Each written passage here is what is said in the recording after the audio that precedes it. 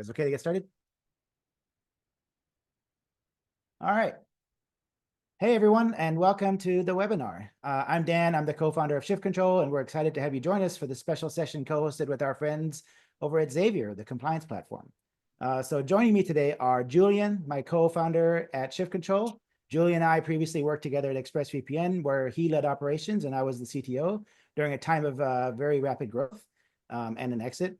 And then Julian is also a serial entrepreneur who brings expertise in scaling early businesses efficiently.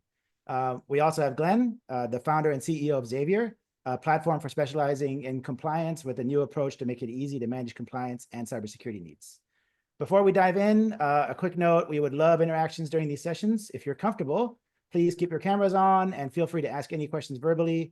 If you prefer, the chat box is available and you can also ask us questions there and we'll be monitoring it throughout the session.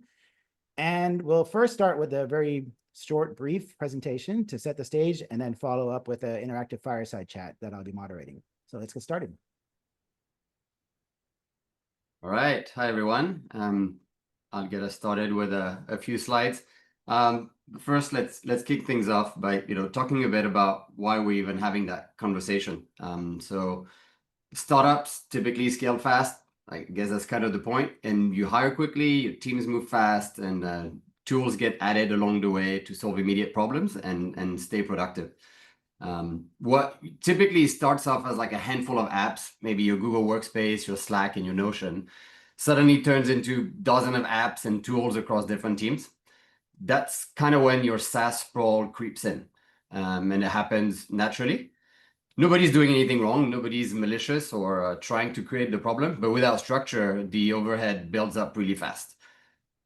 Typically, more tools means more to manage, so more admin work, more access issue, and obviously where we see very often is a lot more hidden cost. So when SaaS isn't managed properly, the problems start to show up pretty quickly. You end up paying for seats that nobody's using. People are blocked waiting on access or trying to figure out who owns what. And when it comes time for an audit, compliance review, it becomes super painful because no one has a clean picture of what's being used and by whom. So when you really take a step back and think about it, like SaaS management isn't just an IT or a security thing, but it's really more of a growth thing. And the earlier you put a bit of structure in place, the easier everything else becomes later on. Thanks, Julian. So now that we've seen how SaaS sprawl happens, let's talk a little bit about the role of compliance in compliance plays in keeping things under control. So people often think of compliance as something you deal with later. And it's often one of the later things and the last things they want to deal with, because who wants to work on compliance when you're growing? So they think about it when you're doing SOC 2, ISO, or when customers start asking questions. But what compliance actually does is push your teams to build good habits early. And those habits just happen to make everything run smoother. So there are 4 areas where things really show up. First, it's inventory. Compliance asks you to know what tools you have and why. That might sound simple, but you'd be surprised how many companies don't really know what they're paying for or what tools they're using. Next is access control. You need to manage who has access to what, not just for security reasons, but also to make sure the right people have access to the right tools and that ex-employees no longer have access to systems. And then vendor vetting, you're expected to assess whether your tools meet certain standards, such as data residency or other things. That process helps you avoid risky or unreliable vendors. And finally, optimization. So compliance reviews often reveal duplication, wasted spend, unused apps. Cleaning that up doesn't just help you during the audit, it also saves time and money and makes your stack much easier to manage. So if you approach compliance as a forcing function for better operations, it becomes a lot less painful and a lot more useful. So now when we talk about SaaS management and compliance, there is one piece that kind of like quietly underpins everything, and that's identity. What we see is often people start on their journey towards identity a bit too late, so we like to talk about it early. The core of managing your SaaS tool really well is actually knowing who your users are, what they should have access to, and making sure that access is consistent and secure. So that's where like an identity provider, also called an IDP, comes in. So an IDP really acts as like the source of truth for your users.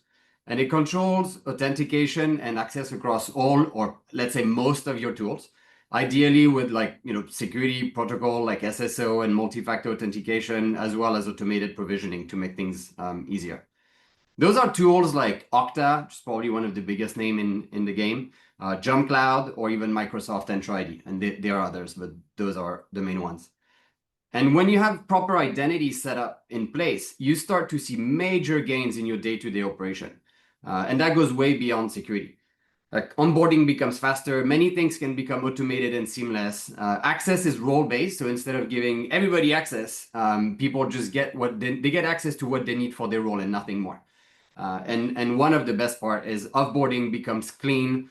As core tool access gets removed instantly once you kill the user identity in an IDP, which reduces both your risk as well as your admin time.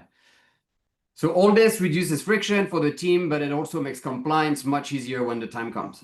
We'll talk a bit more about how that plays out in the context of Google Workspace when we get to the Fireside chat.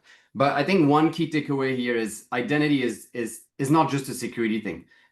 It's really a growth and productivity enabler. Great. So let's dig into what we actually are seeing happening when teams don't get a handle on SaaS management early.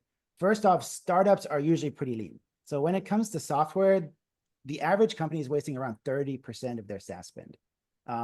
That's money going to unused licenses, duplicated tools, seats that are never reclaimed when someone leaves the company, or just poor usage of certain tools that you have, or you have named accounts that don't need to be named. Then there's the operational drag. We've seen teams burning hours every week chasing access, getting someone access to a tool that they don't have access to, finding the right admin, finding someone that's blocked and trying to unblock them. All that stuff adds up to across a few teams, adds up to a bunch of productivity reductions. And then security starts slipping too. So when offboarding isn't clean or structured, ex-employees still have access to apps. That's a risk for data leaks, accidental exposure, or even bad actors. And it's a common thing that happens, and people fail to admit it, especially when without a clear system in place. Usually we find in these places that there's employees that still have access that are no longer with the company. And it's actually quite a big deal. And then the last thing is the real scaling friction. When it's time to raise a round or close an enterprise deal, all the mess really starts to surface. The investors or the customers ask for a list of tools, access logs, your security practices, and suddenly you're scrambling to provide it all when you should have actually had it. So poor SaaS management chips away at the speed, drains resources, and creates real friction right when you need to be moving fast. So if there is one thing we hope you take away from all of this, is that SaaS management is not really about locking everything down, right? It's not just about control. It's more about providing some clarity and real visibility on the backbone of how you operate your business. When you manage your SaaS environment intentionally, everything just works better. Like you start saving money by cutting out unused tools and licenses. You get real visibility into your stack, and you can start making smarter decisions about where your budget goes. You streamline how your team works. So no more delays, waiting on access, figuring out who owns what, all those like Slack messages that are like asking for who the admin for that tool is. And team just get the tools they need without the friction. One added benefit is also that you build security right in from the start. And when access is well managed and offboarding is super clean, you really reduce your risk without slowing anyone down. And obviously, you make compliance easier. Because structure creates really good habits, it also prevents last-minute scrambling, and it makes growth much smoother. So the earlier you build this clarity, the easier everything becomes. Not just for the IT or security team, but for every team in your organization. All right, that's it for the structured part of today's session. We're going to shift gears now and jump into the live fireside chat with Julian, Glenn, and myself. This is where we'll share more real stories from the field, answer your questions, and dig into what SaaS management and compliance actually looks like on a day-to-day basis. So if you've got questions, drop them into the chat. We want to be super interactive. Feel free to jump in verbally if you're comfortable. We'd love for you to turn on your cameras when you're asking questions, and we'll do our best to weave them into the flow. So let's get to it. Cool. I'll stop sharing now, but if you have any questions or want to re-see anything about the deck, just like ping us and we'll get right back to you. Cool. So I'm going to play the role of moderator, and I'll chime in when I have something important to say, I guess. So it's going to be a lot of Julian and Glenn kind of riffing on these topics. So let's get started. What are the early signs that your SaaS stack is starting to spiral out of control? Yeah, I can get started on that. Well, I would say, like, from my perspective, it's very often when you start seeing people, using either personal email or like corporate cards to sign up for tools. Like they don't want to wait for anything, and they just go on their own and sign up for things. You might very often start seeing people deciding on which tool to use just purely based on personal preference rather than do we really need that tool. And then you have like the old classic spreadsheet that started with great intention, where we track every tool we use and who has access to what, and at some point that sheet becomes completely outdated. Nobody wants to own it and keep it up to date. It's probably a good sign that your stack is spiraling out of control. Yeah. Then do you want to add? Yeah, I also think that the moment you have that moment of like, what, we're paying for that? Probably this time, time. It's a very funny so maybe a slight background of what I do, right? And on a daily basis is that we help other startups and other businesses to sort of manage their whole compliance towards a certification of some sort, right? So that's something that is interesting, but it sounds like a big word. But I would like to take it back to like a more practical solution, right? Like so back then, before we had digital locks in our homes, right? We would duplicate keys if we have multiple friends, who share homes with us, and we share, we would duplicate physical keys, right? But nowadays we actually have digital locks, right? But here's the thing: how often do you track that digital lock in your office or even in your home, right? And then you are starting to give out a lot of keys and a lot of passcodes and a lot of different unique entries, right? So I think when it starts to get out of control is when you reach a point that your Excel, can't keep track of the number of staff you have, right? That can actually get into your office, right? You reach a point where you gave out too many, and you go like, oh, it's like 50 people, and this office only holds like 10 persons, right? So that's where things get a little bit messed up. And I think people can do it through the most traditional way, right? Which is Excel and all that. But the truth is, nowadays, I think for most of us, we want to solve a problem, right? So if you want to buy a particular solution, we will try 3 first. We sign up with our Google, basically we sign up with our Google account at the very minimum. And then here's the thing: we use 1 out of the 3. Then what happens to the 2? And the other 2 still have access to our organization, right? So these are some of the things that I think are super practical, and these are things that we see people face, and even in our early onboarding sessions with our clients, right? The first thing we'll go and ask them, so who uses this platform? So for example, the most common ones that we usually see is that you would sign up for like a product management tool. You pick Asana, you pick Monday.com, and then after that you actually end up using Monday. But then Asana, someone still has access to Asana, right? Right. So I think that's kind of the most common problems that we all face as well, even when we're picking solutions as well. Yeah. So people often come to ShiftControl when they're trying to start controlling their SaaS stack. Now, I'm curious, when people come to Zavior and they've started thinking about compliance, how many of your customers come with something actually in control? Well, it's funny, right? I think so far we've seen 70% of them don't, but we're very hopeful and glad that there are 30% of other startup founders that actually come with a list, right? They will use like Notion to track. But here's the thing: a lot of times they track their own stuff only. They don't track their stuff.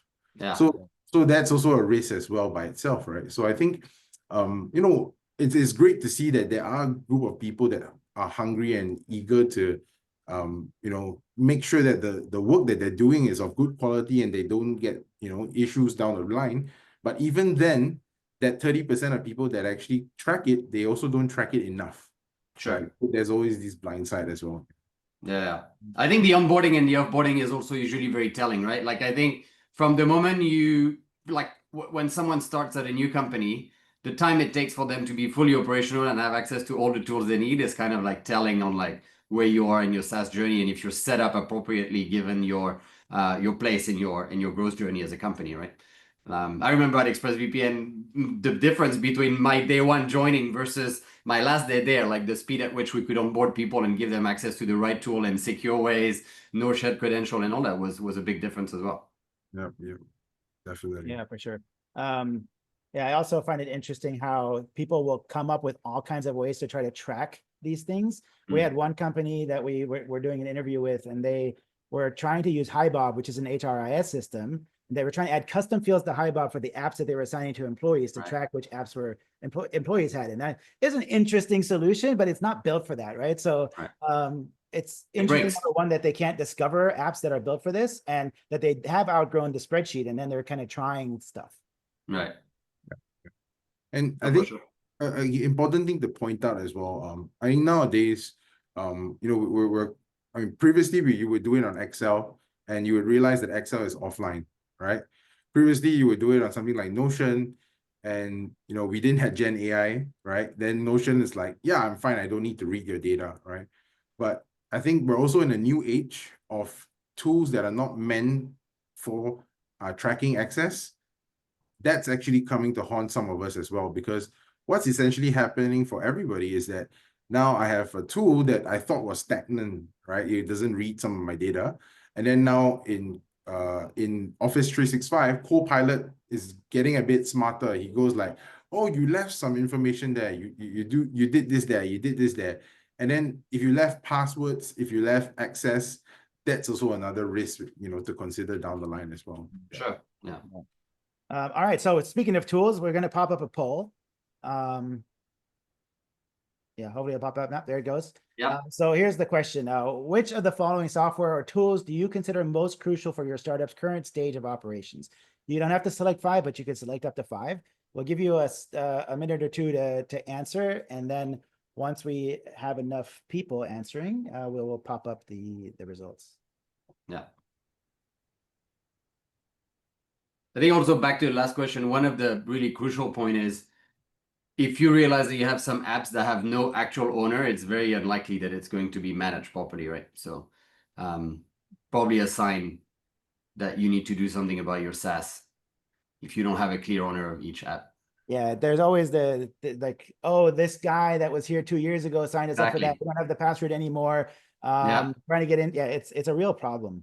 Trying to recover essentially into a bunch of stuff that, especially when the credit card's still in there and you have to have that person's account to log in and remove their credit card. That's really hard. Living with the decision of others. Yeah, and because you didn't create credit cards for each service, you have one shared card number, so you can't you can't kill it. No. Yeah. I mean, it happened a couple of times with me in my last startup, right? I would buy something as quick as I could, and then I go and claim for it. And then what happens next is that after 2 years of leaving, right, the annual subscription charges back to my card, and like, oh shit, what do I do? Right. So that also hurts it. And then the fact that if you left on a good note, then you can call the guys back and say, hey, like, you know, you overcharged. But if you had like left on a bad note, you burned some bridges, then you're like, oh shit, how am I going to recover that couple $100, right? And today, in today's world, with all the neobank and your ability to create virtual credit card, that you shouldn't really be creating, like putting new subscription on the personal card, right? There is no real reason to do that. Like back then, I get it was all physical card, but yeah. This is Startup Confessions with Glenn here. Yeah. I mean, it's a reality, right? You know, at the end of the day, we built our business and we built our startup to solve a problem, right? And then you want to find the path of least, you know, restriction, but you know, it always happens, right? Like that you go into these things and then you start early, but then 1 year later, 2 years later, like, oh shit, I did that. Oh crap, you know. Yeah. Gail, how are we doing on responses? Should we pop up the results? Yep, I think half of the participants has answered already. Okay, yeah, let's pop it up.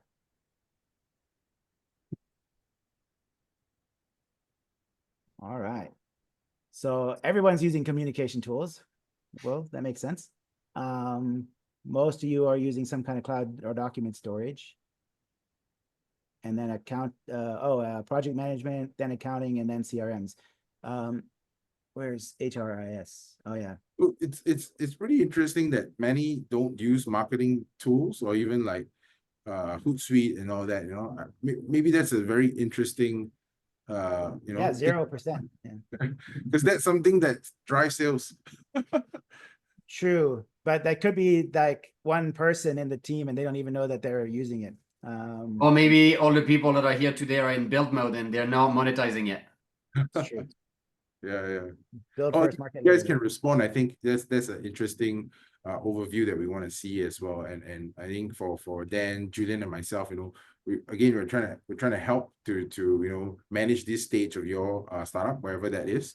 And I think it's really crucial to see, like, you know, what really is the most important thing at this stage.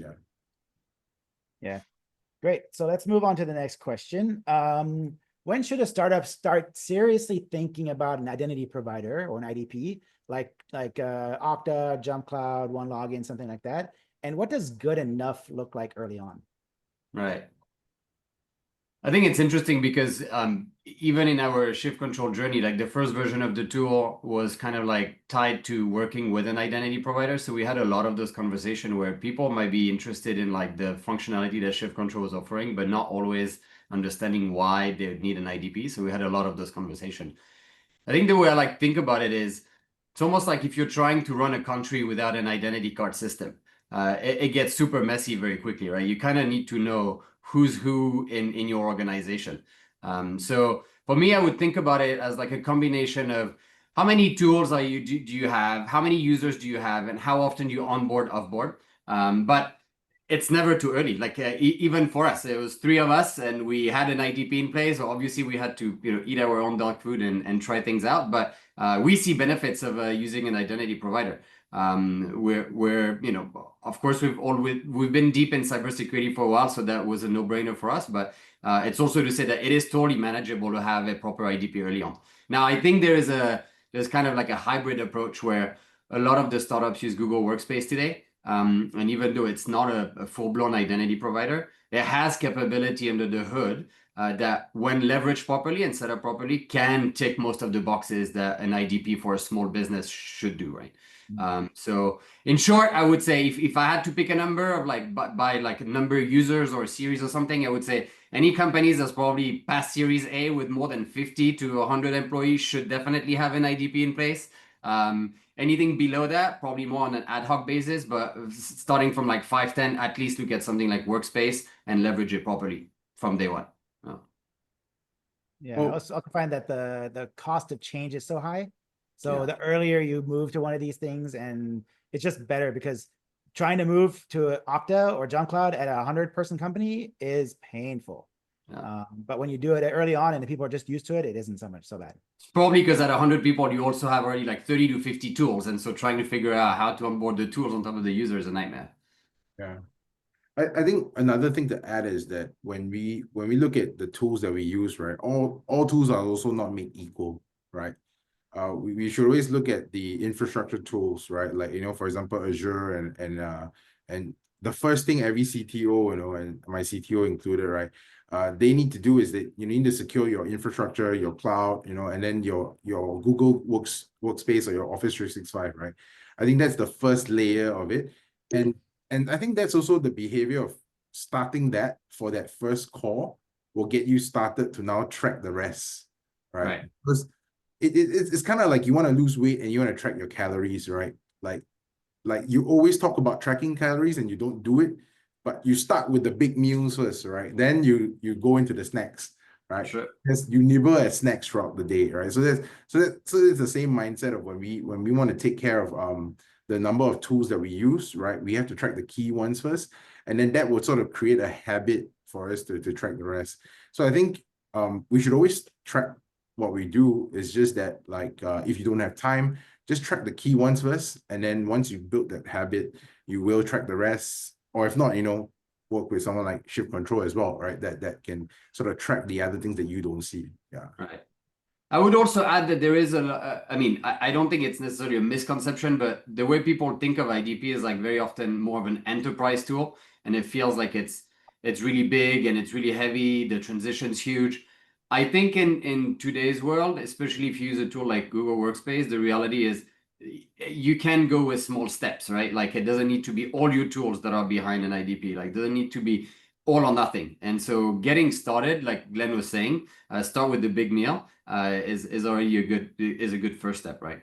The one thing that I like to address as well here is this idea that Google Workspace replaces the IDP. Like I see a lot of people, we talk to them and they're like, oh, we don't need it, we have Google. And I'm like, okay, what do you actually mean by that? And are you talking about a sign in with Google button here? And they're like, yeah. So we have that and that's our IDP. I'm like, well, reality is it in most cases it is not, right? Like unless you've gone and like set things up properly with a SAML app and all those stuff in the background, it doesn't replace an IDP. And I've had situations where people are like, it is. And so I said, okay, just go to one of those tools and hit forget password, enter the email. And then what happened, right? Like people can still log in using their email and password. And so it creates this false sense of security, but it also doesn't provide you the other benefits of an IDP around, automated provisioning, deprovisioning, etc. So it is a little tricky. And I think it's one point that I wish Google would address a bit better. But we're on our journey to try to fix that as well. So. Yeah, I think definitely for the compliance journey, being on Google only or having a full IDP, the full IDP makes your journey a lot easier. Sure. Don't you think, Glenn? Yep. Yeah. All right. What's the most common waste of money in startup SaaS stacks, and how do you fix it? I'd have to think that it's around like unused licenses. Like, there's so many. First, the fact that most of the tools that you use don't necessarily handle free licenses or offboarded users the same way really creates a big space for potential, wasted SaaS spend. So I give you a clear example here. Use Google Workspace. On most plans you're on, you can add users anytime you want, but you can only downsize when you get close to your renewal time. And for most people, even if they pay monthly, they're on an annual commitment, which means they can only downsize the number of licenses they're on when they get to their renewal. So here it really means that offboarding doesn't mean saving cost unless you actually take an extra step. Now you also have to deal with, okay, I've offboarded a user. What do I do with this user and all the data? Until you remove those data or delete things, you don't actually have a free space that you can downsize from. So that's how Workspace does it. Figma is a little bit separate. You basically buy a number of licenses and you assign them. Removing them, very tricky and only happens around renewal. On the flip side, you have tools like Slack that are, a lot more, I would say, organization focused when it comes to user management. And they just let you go up and down based on your needs. So you remove a user mid-month, they will actually credit you for the last few days of the months you haven't used. That makes reading your bills a little complicated at times, but at least it feels like a very fair system. So understanding that and like all of your key tools, how they charge you for those and making sure that you're on top of it is definitely an area where pretty much every time we talk to a new customer, we find that there are areas of savings around unused licenses. I mean, in terms of unused license, I can share from experience working with other, companies and startups like ourselves as well. We realized that, simple things like even, Google Workspace, that number of accounts, people don't know things like the group emails, the shared mailboxes that are on Office 365, right? And then when we have like onboardings with them, and then we get into their Office 365 or their Google Workspace, and then we will query the clients and say, hey, who is this guy? And why are you still paying this $12, like this $6 a month for that, right? And that's really such a pain, because you go like, that guy probably left 9 months ago, 6 months ago, right? And then that's really tough, right? And then people think that, and a common conception that I hear from people is that I got all my emails there, I got all my drives there, right? I'm not ready to move it out, right? But here's the thing, right? That's also a vulnerability as well, right? So I think people have to think about like, how do you manage this? And today, actually, the tools have allowed us to use things like shared mailboxes that you can sort of share for multiple people if someone leaves, so that their access is actually down to the owner of the person that's still in the company. So you can still keep someone else's, someone who left's mailbox open, but you don't need to pay for it because now you can manage it yourself, right? Or with the existing people. And then when you have multi-factor, you are actually the one that is identified to accessing that mailbox versus a third-party risk, right? So these are some of the things that we see from almost a day-to-day basis, right? And it's kind of sad that like people still don't know this, but we're on this mission to also remind people, look, you can save money, and on top of that, you can actually mitigate your risk as well, right? Yeah, That's a fair point. I mean, we do you remember then when we came across a customer that was using actual Google Workspace licenses instead of aliases? Like they really did not need those accounts, so they were paying for full marketing license instead of using an alias, right? It's crazy, and there were like maybe 10 or 15 of those licenses in there. Yeah, even in certain situations, they have 2 domains and they create an account for each domain instead of aliasing that one account to the same thing. Which most of the time you really don't need 2 physical mailboxes, and it's just worse for the user. The user experience to switch between mailboxes is really bad. And then you miss stuff, and so yeah, that's definitely a waste. The other thing I want to add is that there's this concept of the founder that's post like Series A who's funded well, who just doesn't care. Right. And that's actually the worst situation, because if you have enough money not to care about wasting $1,000 a month, you often then will also then tangentially not care about the security implications of the same problem. So you'll only really start feeling the forcing function of cleaning stuff up, not because of the money situation, but because of compliance. When in reality, if you just were a little bit more frugal, probably you would have already saved it, would have fixed it all at the beginning. So maybe our tools should cost as much as our AWS, then we would. You know what? I've seen companies do pricing models that are like based on the revenue or based on or raise, and you pay more. I think it's kind of fair, but it's hard to implement, right? You pay more if you've raised more. Fair enough. Yeah. That means for me. Well, but these days the way it works is more like if you're a funded startup, you get better discount, which is kind of like an odd one. It's super annoying. Yeah, like you get 100. You can get up to 100,000 AWS credits, $100,000 funded and all credits that, if you're funded through a VC, but you don't get anything if you're bootstrapped. It's kind of silly. I think the other thing that's also quite obvious, and we see more and more, especially with all those Gen AI tools these days, is like redundancy, right? Like actually assess your stack, because you might have a lot of tools that do the same things, right? Google Workspace is a great example. They add stuff to it without really notifying people at the beginning. I think the latest one we saw was the ability to do e-signature within Google Workspace. Now, if you're on the right tier, this is built in.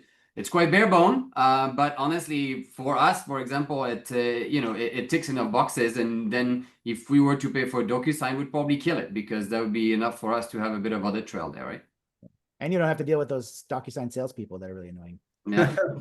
Yeah. So we got a question from someone in the audience. Which SaaS tools have you found to be very tricky to work with from a point of identity management? I can take the first one, Xero. Xero is arguably a very important tool because it has all your accounting in it. Oh, you mean as in Xero, the accounting tool? Yeah, Xero, Xero, the accounting tool. It's very popular here in Asia. Yeah. But coincidentally, Xero has no support for single sign-on.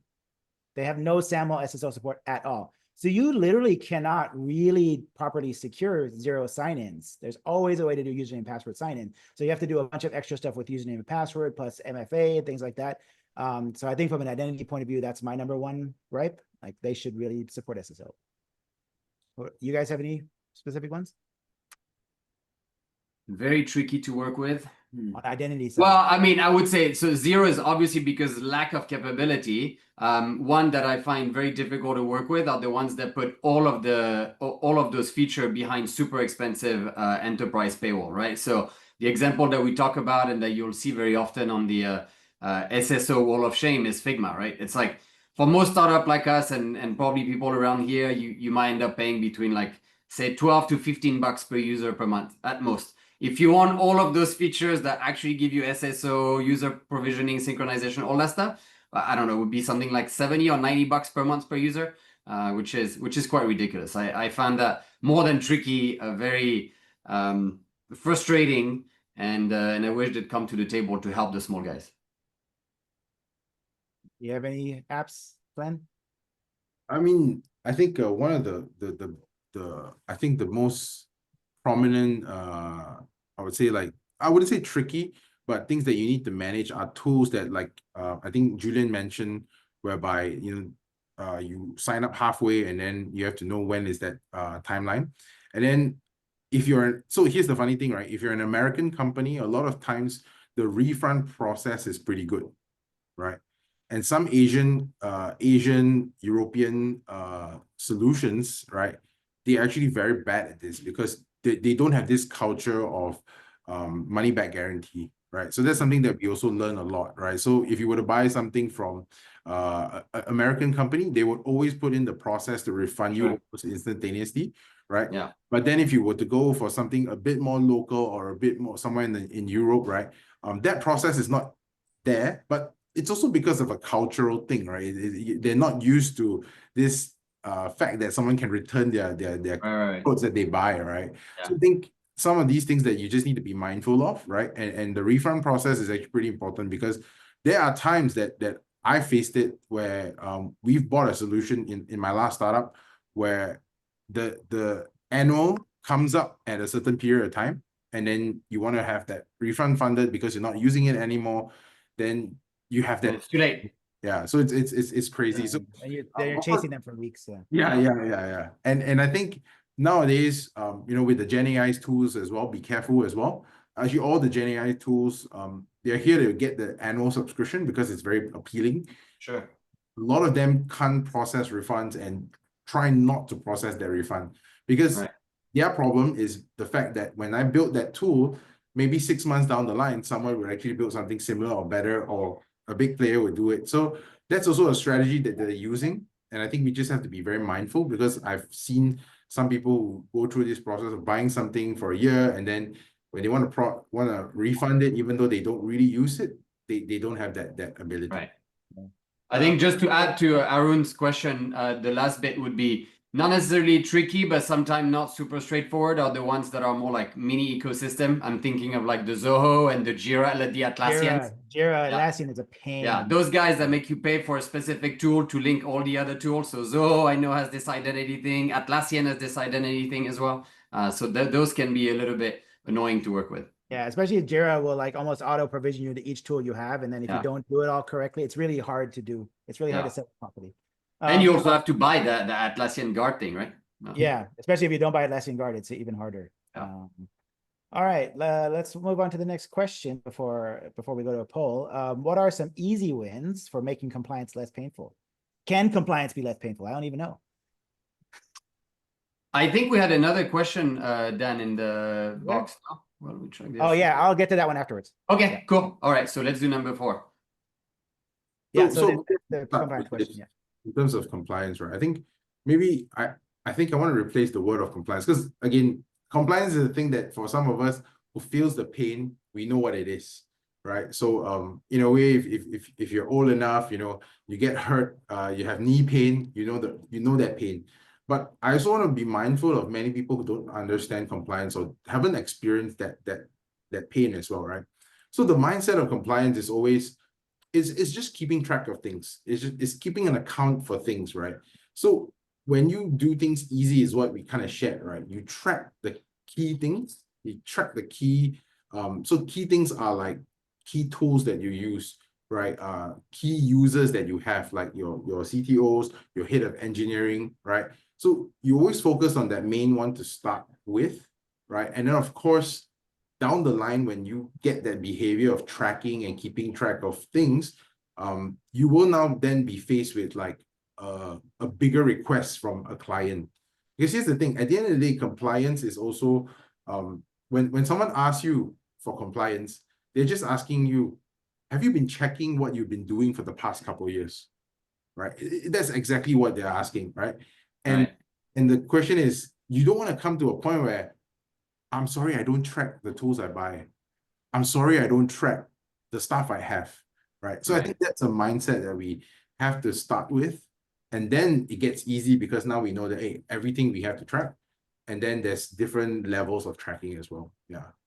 Agreed. I think the idea of mindset, and to me, I would even like zoom out and say, it kind of comes together with this mindset of documenting thing. Like, for example, Dan and I have this process where we document big decisions that we make, even smaller ones. And I think this idea of like tracking things that you do First, it frees up space in your mind because you don't need to keep everything up there because you can easily refer to where you've documented. But then it naturally comes down to, all right, I need a way to track what I bought, when, and then who has access to it, right? I think having gone from 0 to 1 or from like 100 to 1,000 employees at ExpressVPN clearly told us that like if you don't do that, you're going to spend so much time trying to understand things and undo things and move things around later on. So, very easy win. If you don't have any way today, and a simple source of truth for your employees or your staff, as well as your tools, just start with that. Even if it's a simple spreadsheet with 2 tabs, and keep those in there with basic information. And even if you don't see the actual need of it today, very soon you will really start seeing it.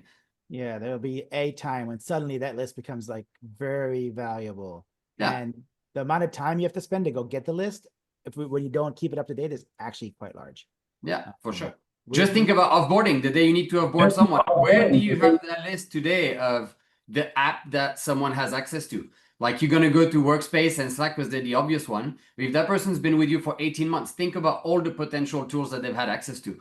If you don't keep access to that, guaranteed they're going to still have access to some stuff. Or maybe you even use some shared credential.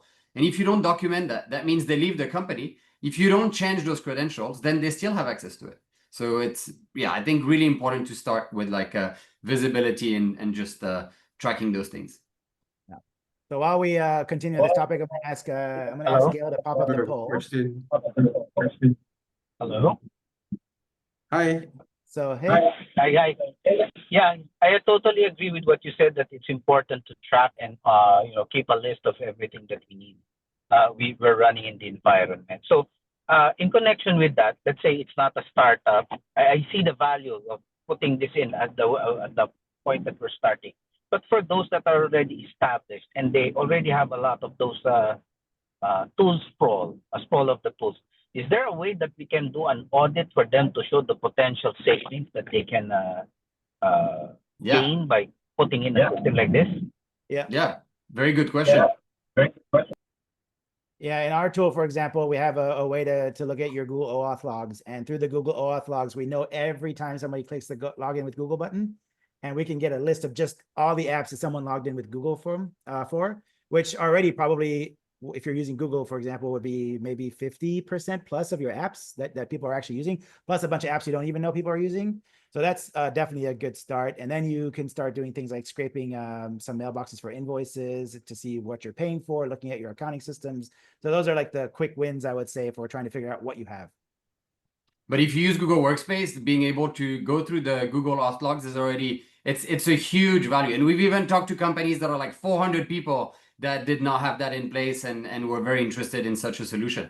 Especially because what they very quickly realize is, especially people who don't use Google for their personal email, they find it so convenient that they use their work mail box, their work email box to sign into tools that have nothing to do with work, like games and shopping apps and all that stuff. And once you start going through the logs, you will identify those things very quickly. And I want to take the question to the next level, right? So what they're sharing is actually the first cut of lapses or first cut of things that you're missing out. But exactly to that point, right? If you work in an enterprise or you work in a larger corporate before, you will notice that there is prevention of even the Google OAuth to I joke. And it's a reality, right? People use it to say sign up for Pokemon Go, for like, their Farmville, and it, if for some of us who are old enough during the Facebook era, right, the biggest hack that happened to the gaming world was this Zynga, right?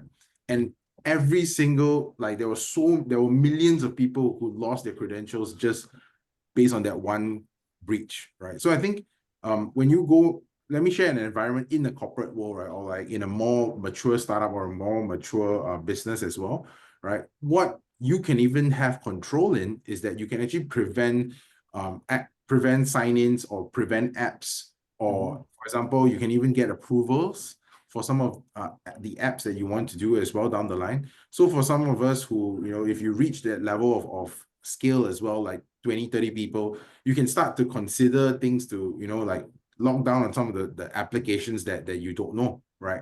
So of course, it becomes like a burden to some of the team, But what you're essentially doing is you're starting that control with a small group first, right? And then when you start to scale, you at least, have this culture built in the team as well, that they don't simply buy and sign into things, right? So I think these are things that people don't know, that they can just go into the Google admin, they can go into the Office 365 admin and actually change this instantaneously, right? And Right. really at your doorstep. I agree. The biggest problem with that is if you don't have somebody to be available to manage it or a system to manage it, it becomes really a bad experience for the employee. So while yes, that's a great additional thing, and I totally think it's something people should be doing. Where it always falls apart is you didn't actually have a tool or a person responsible for helping manage it, and then it becomes nasty. So let's pop up the poll real fast. So where are you on your compliance journey? And while we have you guys answer that question, I'll start the next question already, which is from Suresh. You're asking, while we track accessibility of tools regularly, how do we assess which new tool we should start using? Like, is there a way to assess this now that we need to use a new tool for our team? We have a similar question that we have queued up for later, which is like, how do you consider, what should you consider before adopting a new SaaS tool from a compliance perspective? So I think it's kind of the same question. What do you think, Glenn? I mean, it's the same concept that we shared, right? That you'll be surprised that today, all the Google Workspace and the Office 365 that you're using today has that ability, right? So it's about knowing, like sessions like this that we're happy to share, that you can actually take control of those things. And then, of course, you're also, again, opening up yourself to the same mindset of what we asked, that how many is too many in your home, right? So you have your digital lock. How many are you comfortable to let in to a certain point, right? And if your team, as for some of us, we hire a lot of interns as well, right? So in your office, they have credentials, they come in and you don't track them. How do you manage that? So I think there's a balance between wanting to approve everything, right? I mean, now I'm going through a bit of a pain with my CTO. I have to do a authenticator for every single time I log in, because I have certain access to change my Exchange accounts, like set up emails and stuff like that. So these are some of the things that we, maybe from our background, we focus a lot on, but I think people can learn to balance that as well, right? The certain people who have certain access then has to do certain, jump through certain hoops. And then you'll be surprised, you get very, very human conversations. So some of your directors, right? If you're not the boss yourself, they'll come to you and I like to have access to this. Give me all the power I want. And then you say, yeah, but if you have the access, then you have the responsibility to use an authenticator every time. So then he goes like, okay, maybe I don't want it, So then you can also mitigate that as well, because the rule of thumb is you should not have more than 3 admin access, like master access for every tool, right? Especially your cloud and all that. So if you're at 3, you're actually in a way like something is wrong. Like, even in a large organization, 3 is also a limit that you shouldn't have more than the necessary in that sense. Yeah. So you can actually slice the administrator to every different part and different roles. But like I said, it's just knowing that these things are available. I realize help a lot of people. Yeah. I think I'm gonna take the answer from a different angle. I'm not sure which one you were looking for, Serge, but I think if you're looking to decide when you should onboard new tool and which one, I almost feel like our view, at least at ShiftControl, is feel the pain first of not having that tool, and then you kind of have one person internally that's almost like a sponsor for it, right? Like I'd say, hey, I feel like we need this sort of tool. I'm gonna go look around a little bit, agree with the rest of the team what are the key aspects that we really want from the tool functionality. And then for me as a sponsor, I'm going to look at, where do they host our data? What are some of the basic security protocol? Can we enforce an IDP even on the basic tier? Not that it will be a deal breaker, but it would be more of like an added bonus, if we can do those things. And then once we're kind of like clear on, okay, the vendor assessment side is good enough and we're happy with that, then we really decide together, does pricing make sense, etc. But in short, the process is feel the pain to make sure you need it. Don't start with like a template of, oh, someone told me I needed this tool. If you don't feel like you need it, you probably don't need it yet, right? Like wait until you're actually in a position to feel that pain. Yeah, thanks, Julian. I think that's the approach we are actually following. and I wasn't sure whether that's the right one, but I think that answers a lot. Feel Thanks. the pain, and then also the amount of time you spend evaluating the different tools is equivalent to the amount of money you're spending on it, or how much sensitive data it holds. Yeah. Or one of those two Right. is usually the mechanisms I use to judge how much time we should spend evaluating the tool. And one thing we also do actually that I didn't mention is we also look at what's the compromise with the existing tools that we have, right? Maybe we can get to 80% of the same functionality, just stretching the current tools we have a little further. Or maybe there is a tool where we can upgrade a tier to get what we need. And it might be close enough and a better bet, right? So I think those are also valid solutions to look into. All right, Yeah, Gail, I think what's the result? the only one confusion that arises is you talked about some numbers in a previous conversation about, if you have minimum people of 50 or 100, Right. about using such tools. And I think everyone starts having some kind of way of assessing, and the parameter could be number of people, the parameter could be something else. And I haven't yet figured out a good way to kind of build a criteria to really provoke a decision. So ultimately what happens is that there's a discussion, and we look at the pros and cons, the timing and other cost and other benefits. And then finally it's kind of a limbo status, right? Who's going to take that call? Well, I think it also matters, like if you're founder-led, finance-led, CFO-led, like it depends on where the trigger points are in your company and what if you have an FP&A team that's making you jump through hoops to justify every little cent, then maybe you're not going to go through. So maybe to share a point as well, right? Because I used to work in a corporate, and I used to be in a slightly later stage startup as well, right?